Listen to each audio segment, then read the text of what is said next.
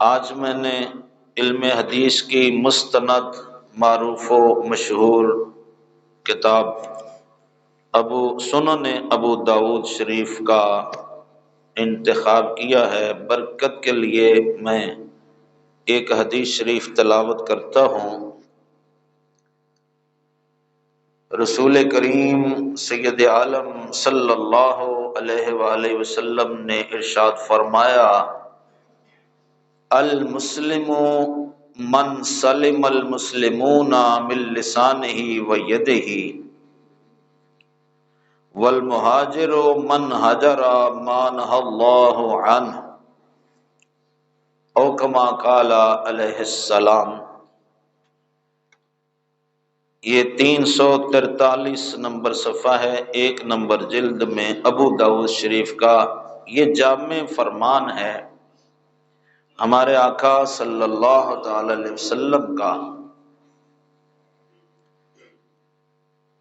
جامع کا مطلب یہ ہے کہ الفاظ بہت تھوڑے ہوتے ہیں، مختصر ہوتے ہیں، لیکن ان الفاظ کے اندر جو مفہوم ہوتا ہے، جو ہمارے پیارے آقا علیہ السلام امت کو دینا چاہتے ہیں، وہ اتنا وسیع ہوتا ہے کہ قیامت تک آنے والے تمام دنیا میں بسنے والے مسلمان حضرات و خواتین کے لیے اس میں ہدایت کا چمکتا ہوا آفتاب ہوتا ہے۔ بخاری شریف میں رسول کریم صلی اللہ علیہ وسلم کا ارشاد ہے کہ اعطیت جوامع الکلم، کچھ ایسے کمالات ہیں جو مجھ سے پہلے نبیوں اور رسولوں میں سے کسی نبی اور رسول کو نہیں دیے گئے۔ وہ آپ نے 5-6 کمالات بیان فرمائے خود اپنی زبان نبوت سے۔ ایک یہ ہے کہ فرمایا اعطیت بجوامع الکلم، اللہ تعالیٰ نے مجھے یہ کمال عطا فرمایا ہے، میں چند لفظ بولتا ہوں، بولنے میں لفظ بہت تھوڑے ہوتے ہیں لیکن اس کے معنی میں ساری دنیا سما جاتی ہے۔ یہ مطلب ہے جوامع الکلم کا، لفظ مختصر ہوتے ہیں۔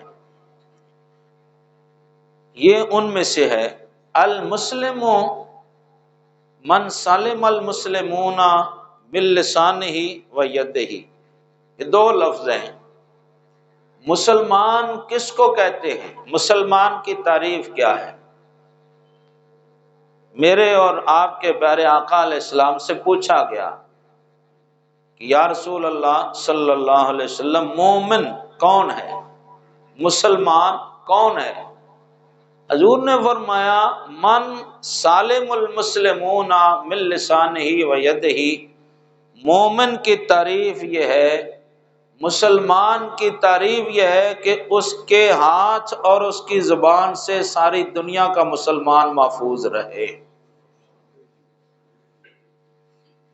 2 لفظ ہیں، زبان اور ہاتھ، بس۔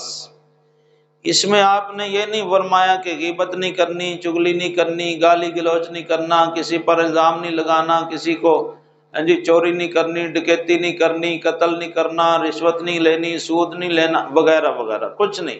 2 لفظ فرمائے، زبان اور ہاتھ۔ فرمایا جس کے ان 2 حصوں سے باقی دنیا کے لوگ محفوظ رہیں وہ مسلمان ہوتا ہے۔ سبحان اللہ۔ اب میں اگر گننا چاہوں تو آپ گننا چاہیں تو ہم گن تو نہیں سکیں گے کہ زبان کی کتنی تکلیفیں ہیں، زبان سے کتنی کتنی تکلیفیں دی جاتی ہیں، کس کس طرح سے تکلیفیں دی جاتی ہیں، ہاتھ سے کس کس طرح سے تکلیفیں دی جاتی ہیں۔ اس لیے سب سے پہلی بات یہ ہے کہ ہمارے آقا علیہ الصلوۃ والسلام نے یہ مجموعی طور پر بیان فرما دی۔